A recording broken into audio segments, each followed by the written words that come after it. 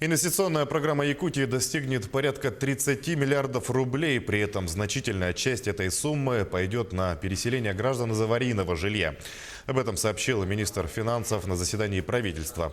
Порядка 170 миллионов рублей заложили на расходы по ежемесячным выплатам детям от 3 до 7 лет. В первой корректировке госбюджета также рассмотрели внесение изменений по остаткам средств Дорожного фонда и инвестиционной программы. Свободная сумма – 133 миллиона.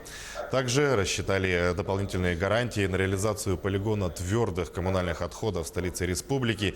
Часть суммы предусмотрели и на решение проблем обращения с животными. Что касается госдолга, то по итогам текущего года его объем снизился до суммы примерно в 50 миллиардов рублей. В конце декабря было принято решение компании «Русгидро» о выделении средств на ранее энерготариф. В этом году это 12 с лишним миллиардов рублей. Мы также их учли сейчас в доходные и расходные части государственного бюджета. И таким образом у нас доходы государственного бюджета составят 219 миллиардов 200 миллионов рублей по доходам, а по расходам 224 миллиарда рублей.